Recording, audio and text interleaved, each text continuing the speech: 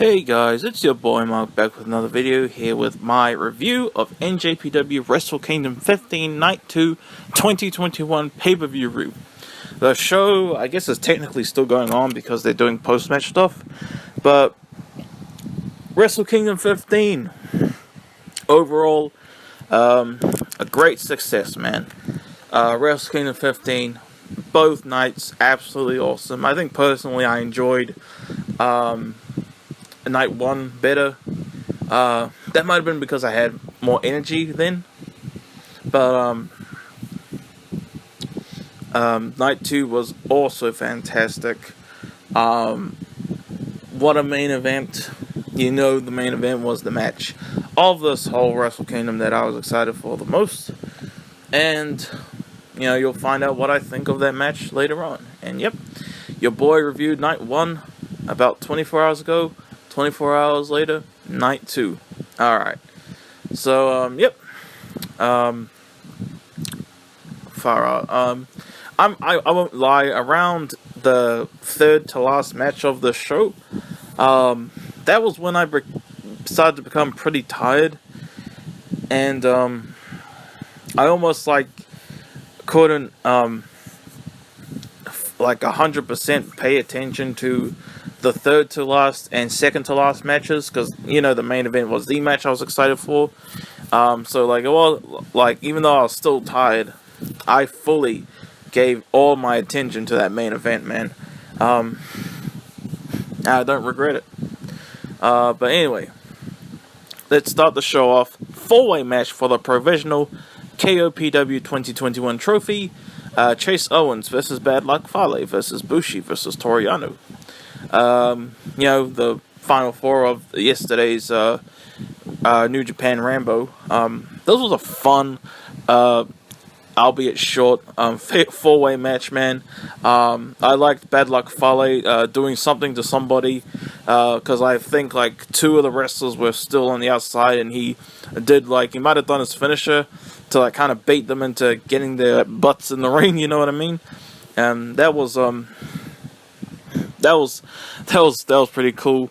I was rooting for Bad Luck Fale to win this match personally, because he's a New Zealander, so of course I'm gonna root for the Kiwis. Bad Luck Fale, I was rooting for him, and there was this funny moment when him and Chase Owens teamed up, and then Chase Owens went for a pin, and Bad Luck Fale kicked Chase Owens out of the pin, and then went for his own. That was pretty funny. The ending to this match, I think, will piss a lot of people off. Toru Yano won the whole thing. He didn't do jack in the Rambo yesterday. Not really his fault. The match kind of ended while he was still just on his way to the ring, so it wasn't really his fault per se, but you know, I think a lot of people are going to be pissed about Toru Yano winning. You know, I don't like him winning personally. I wouldn't say I'm that pissed about it. I mean, I was kind of half expecting it, to tell the truth. Of course I was rooting for Fale, you know. I forgot how Toru won, but, you know, I think the reason people are pissed is because of, I saw a comment saying Toru Yano did not win the four-way.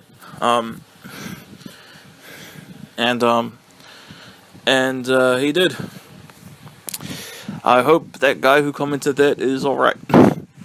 But anyway, next match. IWGP Junior Heavyweight Tag Team Championship match. Suzuki-gun, consisting of Desperado and Yoshinobu Kanemaru, defending against 108. Consisting of Ryusuke Taguchi and Master Wato. This match was awesome. I had so much fun watching this match. There's this guy who wore green tights. I completely forgot. I have no clue which wrestler he is. He must be Taguchi. I think he is Taguchi. Anyway, assuming that the green tights man is Taguchi, there was one part when he was he really stole the show in this match for me personally. He was just running to the corners again and again as one of the opponents watched. That was just awesome. And then some really fun moves here and there too. And there was this one funny ass part, man, when in the corner, Taguchi, he was carrying it's kind of, this might be hard to describe. He was holding this guy's head with his legs. He was facing down the turnbuckle area, and he was like holding himself up on the top rope, you know what I mean, in the corner, and he was like shoving the guy's face into his own butt like multiple times, and that was crack up, man. But Suzuki-gun retained. I was rooting for 108 personally because of Ryusuke Taguchi entertaining me so much. You know,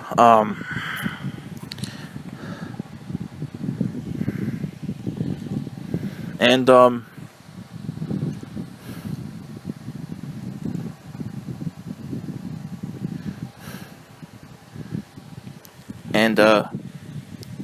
yeah, I'm on the Wikipedia page right now. Let's see if Ryusuke. I think that's him. Yeah, I think that's him.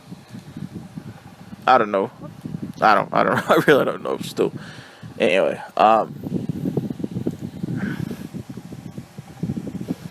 Master Wato. He's only a year older than me. That's crazy. Anyway, awesome match. I had so much fun watching it.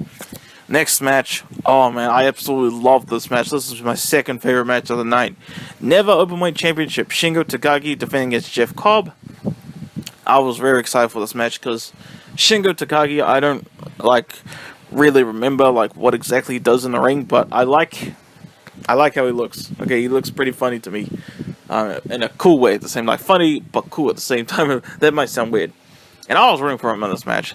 I was just very entertained by this match, from bell to bell. Lots of exciting moments that had me going, yeah. And Shingo Takagi, like I said, I was rooting for him. He did some cool stuff. Jeff Cobb did some cool stuff. Great counters all around. Just a very exciting match that just got me all pumped up, honestly. After this match, I believe was the intermission, sorry. And this match was just epic, man. I absolutely love this match. The thing is, I can't really remember exactly, bit for bit what happened in this match.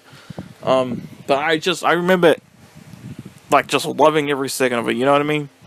And my man Shingo Takagi retained, and I wouldn't have it any other way. Awesome match. By far my personal second favorite match of the night. Now these next two matches, because we're already halfway through, I think it might have been the intermission that I was all chillaxed, and that might have gotten me naturally more tired, you know what I mean? The next two matches, I wasn't I feel like I was kind of maybe paying 70% attention to them, but from what I saw from both matches and noticed, I absolutely loved them both still.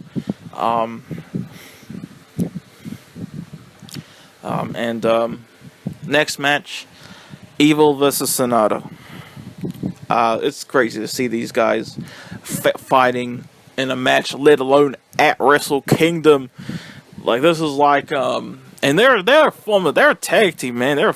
Maybe a former tag team now. I remember reviewing a match of theirs back in 2018 when I first did a New Japan review for Wrestle Kingdom 12, of course.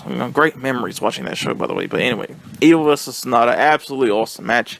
Nothing really wrong with this match at all. I had an absolute blast from this match from start to finish. They fought on the outside quite a lot, which I was very entertained by. It was just so much fun. Evil, he was just doing so much fun stuff in this match. He tossed this.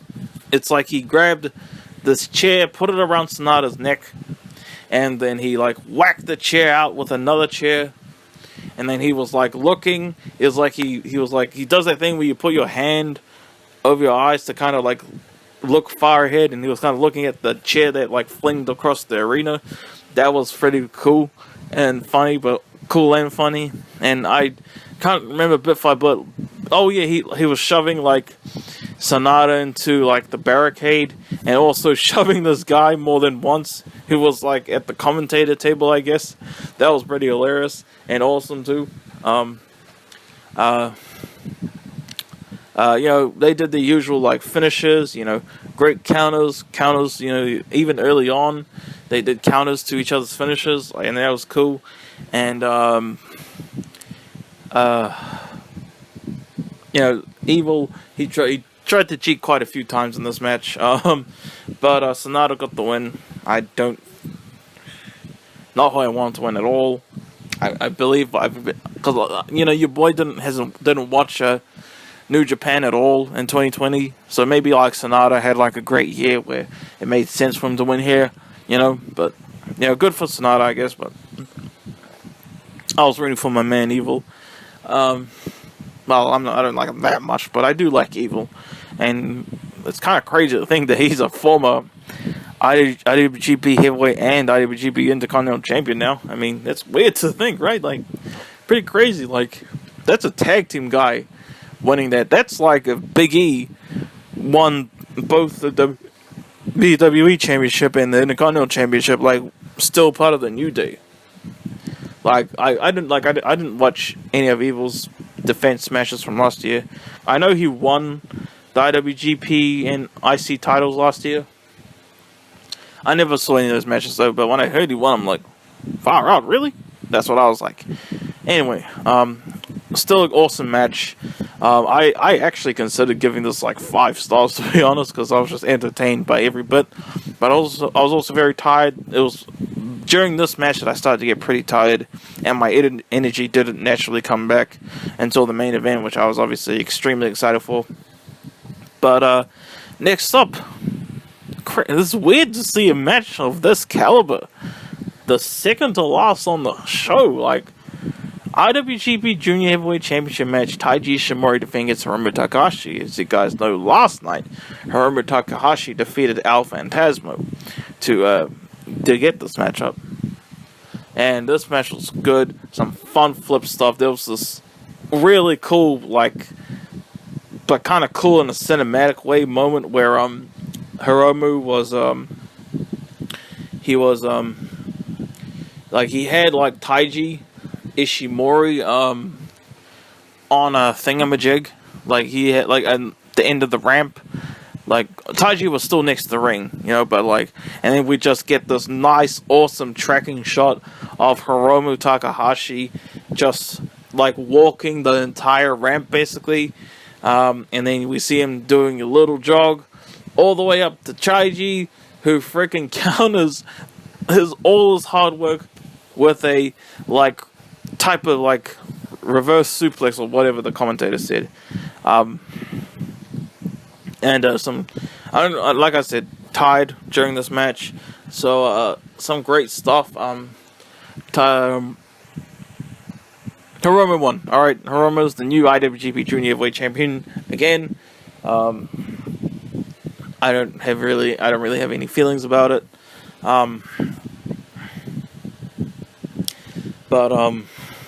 Anyway, I really don't have any thoughts on Taiji Ishimori. Hiromu Takahashi, from what I've seen, I do think he's great. I was very upset when he defeated Will Ospreay for the Junior Heavyweight Championship belt at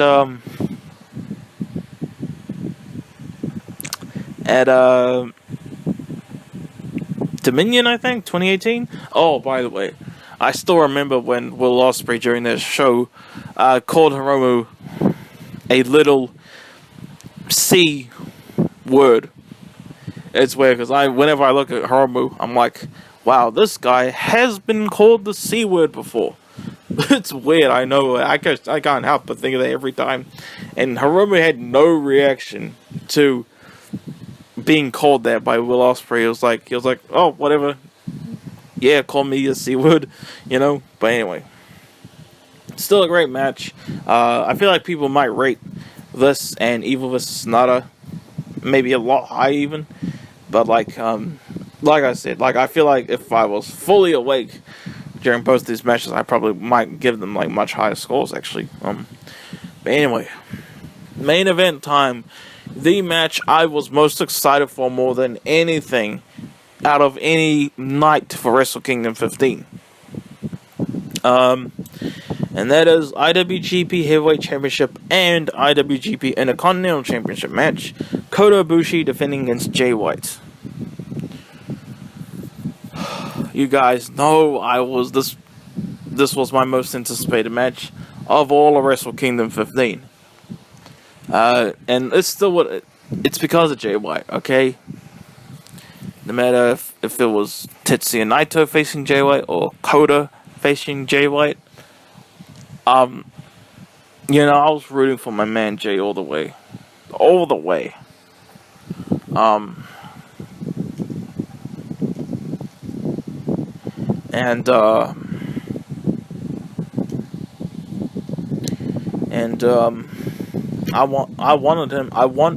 I was going for Jay White to win the whole thing for New Zealand. Your boy is a New Zealander. Of course he's gonna root for Jay White. Of course he's gonna root for Bad Luck Fale. Wow. I just realized something.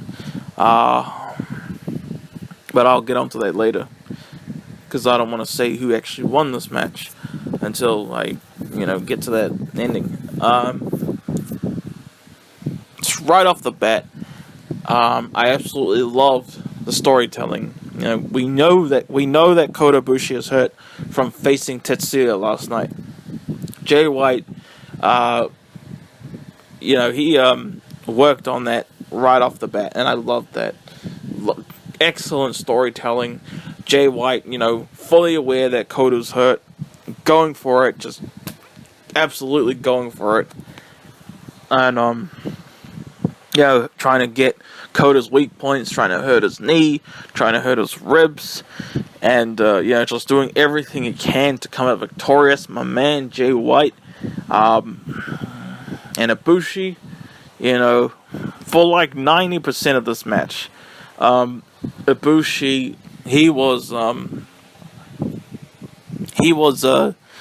kind of like limpy, if that makes sense. We knew he was hurt from the night before, and we knew that Jay White was doing everything he could to make it worse for him, and he's basically limping for a good amount of the match. This match was storytelling, in my opinion. It was just absolutely excellent. It went far, this match, man.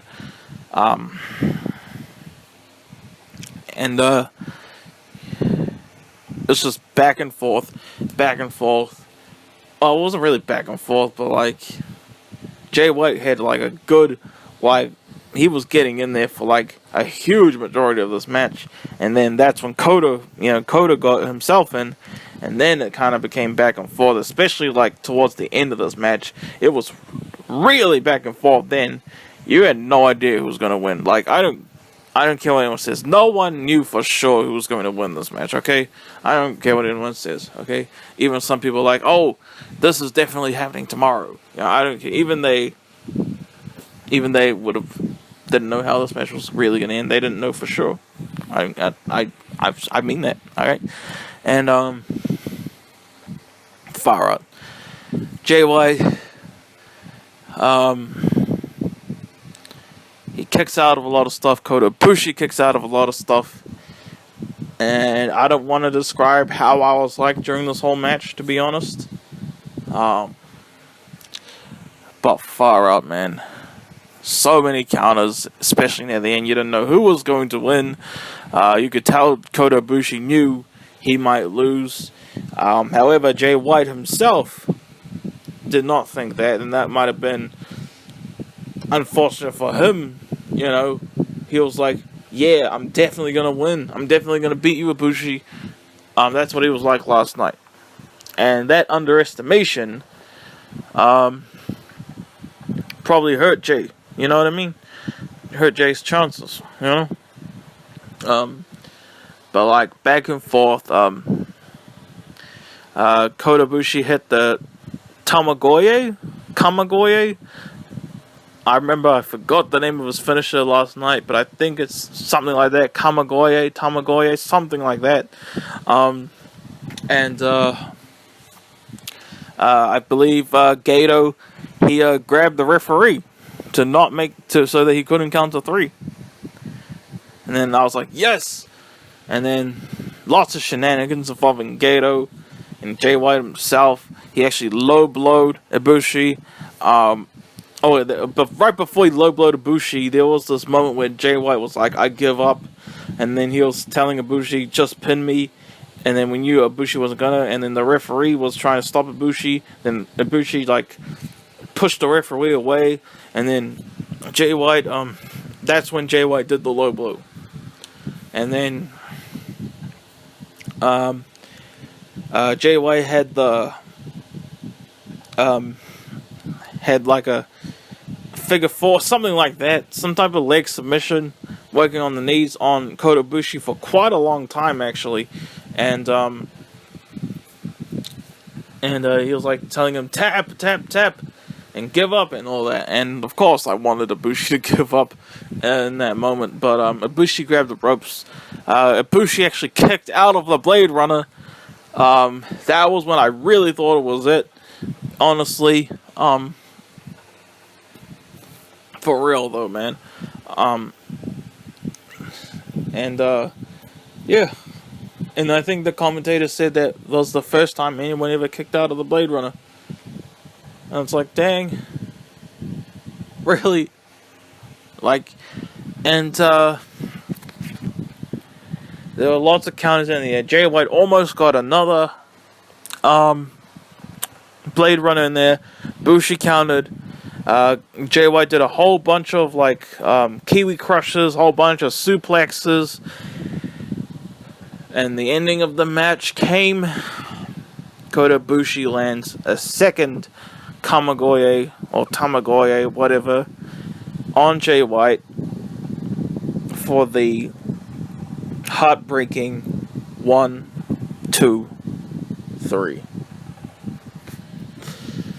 And Kota Ibushi wins this match fair and square, retains both championships. And yes, I was gutted. I was really gutted when Jay White lost. I was, man. But this absolutely 100% is absolutely one of those moments where the loser isn't really a loser. Think Stone Cold versus Bret Hart WrestleMania 13. Technically, Stone Cold lost that match, but he never gave up. You know, now I feel like it's very easy to forget that Stone Cold technically lost that match because he became a winner in defeat. You know, and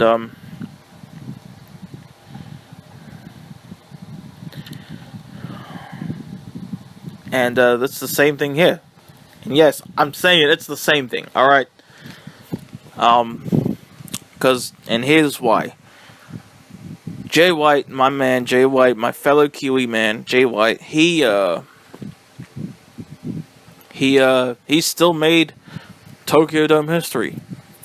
Because this match, Kota Ibushi defending against Jay White for both the IWGP Heavyweight and IWGP Intercontinental Championships,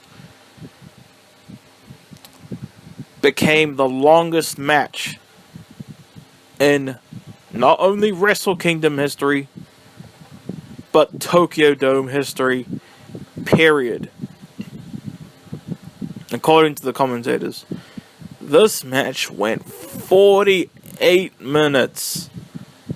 This match went 48 minutes, 5 seconds. And to tell the truth, the longer the match went on, and the more Bushi was kicking out of stuff, I feel like that really softened the blow quite a lot, honestly. Because, like, I guess I kind of had a feeling that White might lose, you know? And, he did. And yes, I was gutted, but he's still, but it wasn't, he's not a loser, though, you know what I mean? Jay White's not a loser. You know, in a way, he was still a winner tonight. He made history. The longest match in Wrestle Kingdom and Tokyo Dome history happened tonight, January 5th, 2021. And if Jay White had lost at like 25 minutes, that probably would have felt a lot worse for me, you know? Gutted. Yep, still gutted. He lost. I wanted him to win, but Ibushi won. 100% fair and square. I'm accepting that. Okay, I kind of want to cry because of Jay White losing, but you know, he's still a winner. He still became a winner tonight, and I am absolutely happy and proud of that. And I have to thank my amazing grandmother, you know, because I did tell her earlier today, hey Nanny, there's this New Zealand Kiwi wrestler who was fighting for the main championships tonight. You know, I said that, you know, to kind of like so that my grandmother could like understand like what I'm saying and all that. Like, to make sense to someone like my grandma, you know what I mean? Like, and then, of course, she was rooting for him to win, all that she knows in New Japan that well at all. You know, of course, she would be rooting for Kiwi, you know, New Zealander. And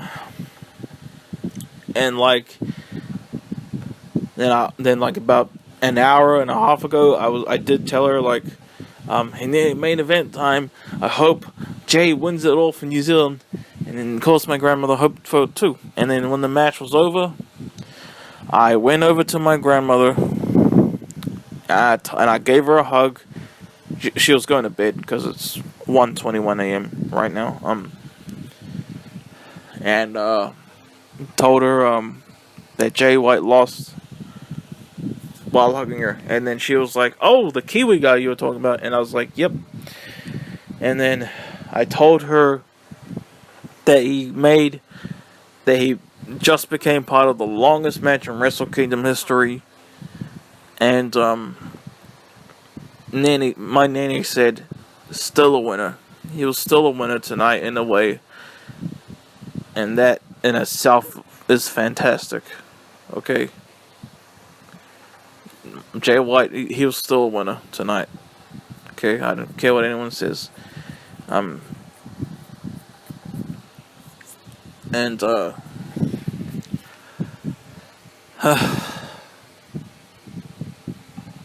my other amazing friend, not sure if he'd want me to say his name, so I won't, out of respect, of course.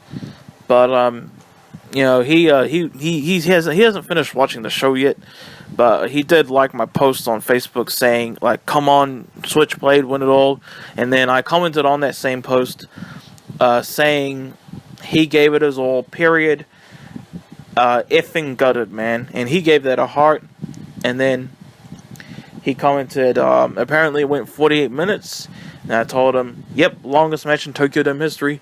And then he replied this super sweet thing. Of course, Switchblade made history again. And, you know, I know he did that to make me feel better, you know what I mean? And it absolutely did.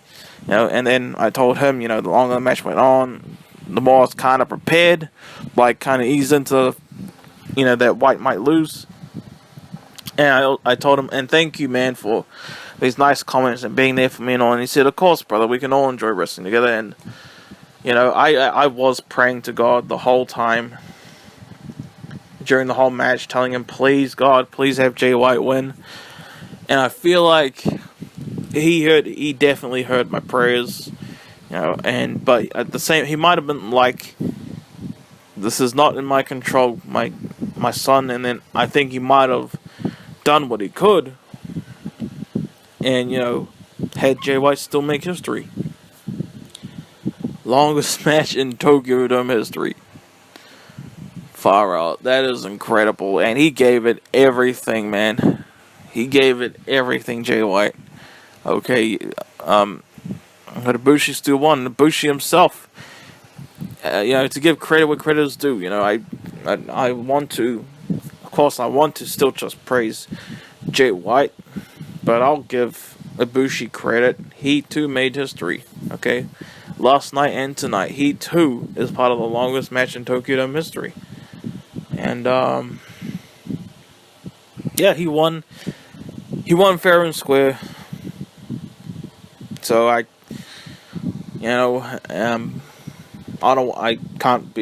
refuse to be a sore loser. Okay. And maybe I'm a hypocrite, maybe I'm a sore loser and other things, like especially when it comes to like romance. But I kind of feel like that was still unfair to me, but that's another story for another day. Gutted, Jay White lost, but happy, like bittersweet, very bittersweet of how Wrestle Kingdom 15 Night 2 ended.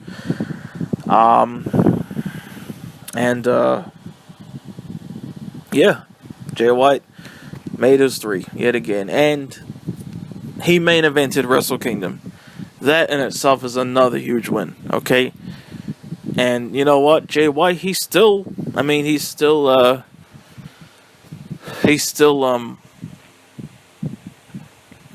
defeated Okada. Wrestle Kingdom 13. I did not expect him to win that at all. I did expect him to win this match tonight, like a lot more than I thought he would win that match, honestly. And I'm still ecstatic about him beating Okada 2 years ago. He couldn't do the same to Bushi. Well, he did last year technically, but I didn't watch that match. I really wish I had reviewed Wrestle Kingdom 14, man. Yeah. Very bittersweet ending to Wrestle Kingdom for your boy. Not sure if I'll ever... Honestly, I'm much leaning towards no, but there's maybe like a 6% chance that I review Dominion.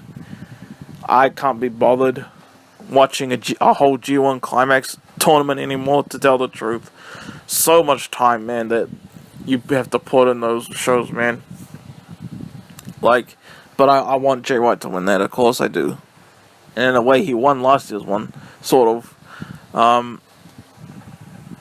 Because he got the briefcase. Ibushi still won that whole tournament, but... Wrestle Kingdom 16, January 4th, 2022, and January 5th, 2022, if they go the 2-night route for the 3rd year in a row, of course. I probably will review that. And maybe Jay White will main event again. Okay, he main evented Wrestle Kingdom. Okay, and he also main evented ROH/NJPW G1 Supercard 2 years ago, which I have on DVD. He's main evented 2 WrestleMania equivalent pay-per-views.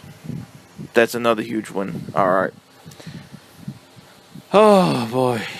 Alright, and after the match, I went during the match, I was yelling stuff like, fuck, if you Ibushi, and tap out you a-hole. I was yelling stuff like that, and I was getting so nervous and breaking down, man, whenever Jay White did a move and Ibushi kicked out,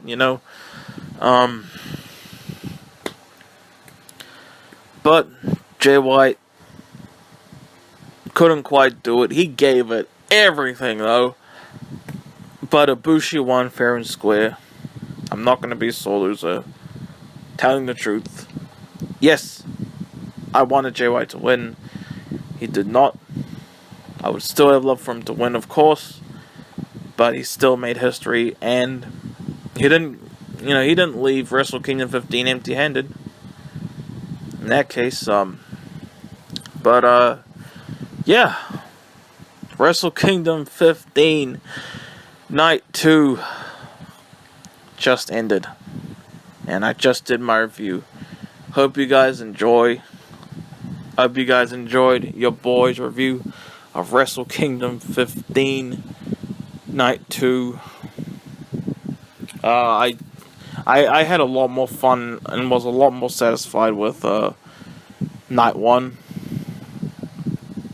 I'd still put Night 1 over Night 2, but this was another fantastic show. And Jay White, he wasn't a real loser, just like Stone Cold at WrestleMania 13. Okay, not really a loser. But so yep. That's your boy's review of Wrestle Kingdom 15, Night 2, 2021. Hope you guys enjoyed. And, I don't know when my next video will be, but, you know, your boy will put in all the work. Alright. Congratulations to Bushi. Congratulations, Jay White. And your boy finishing up his review. And, peace out, y'all.